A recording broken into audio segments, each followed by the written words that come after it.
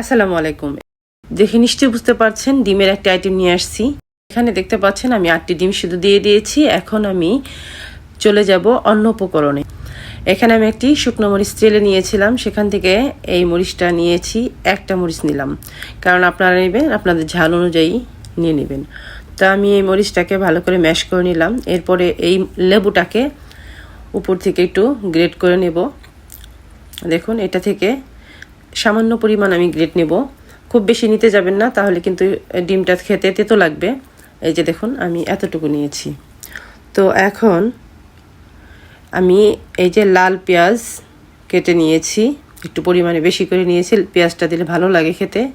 দিয়েছি সামান্য একটু কাঁচামরিচ, দিলাম ধনিয়া পাতা, এরপরে দিয়ে দিব এই যে শসা, একদম কুচি কুচি করে কেটে রেখেছি, আপনারা যেভাবে পারেন আরও বেশি করে কুচি করে কেটে নেবেন। দিয়ে দিলাম টমেটো কিউব করে কাটা। এখন এগুলোকে ভালো করে মাখিয়ে নিব। মাখানোর পরে এর মধ্যে কিছু মশলা আমি মিশিয়ে নিব। তো এখন এখানে আমি দিয়ে দিব 1 চা চামচ জিরা, টালা জিরার গুঁড়ো। এখন দিয়ে দিব পরিমাণ মতো লবণ আর সামান্য একটু বিট লবণ। আর এই বিট লবণটা আপনারা চাইলে পুরোটাই বিট লবণ দিতে পারেন। এখন ভালো করে আমি মাখিয়ে নিব। মাখানোর পর এখন দিয়ে দেবো সরিষার তেল। চাইলে আমি এগুলো সব উপকরণ একসাথে দিয়ে মাখিয়ে নিতে পারতাম, কিন্তু আমি স্টেপ বাই স্টেপ দিয়ে মাখিয়ে নিলাম যাতে ভালো করে হয় মাখানোটা। তো দিয়ে দিলাম কাসুন্দ।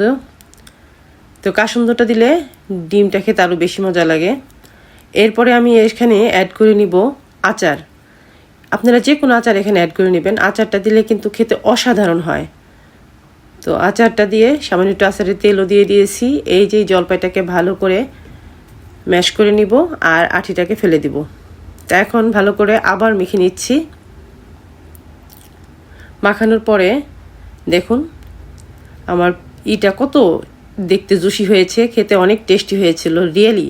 আপনারা যদি একবার ট্রাই করে দেখেন আপনাদের খুবই ভালো লাগবে। আশা করব আপনারা ট্রাই করবেন। ডিম সিদ্ধ করেছিলাম সেগুলো ভালো করে ছিলে নিয়েছি।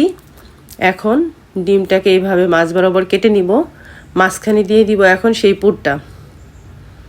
এখন প্রত্যেকটা ডিমের মধ্যে এভাবে করে পুরগুলো ভরে নিব। দেখুন, খুবই ইজি এটা বানানো। তো আমার রেডি হয়ে গেল ভাইরাল এগস।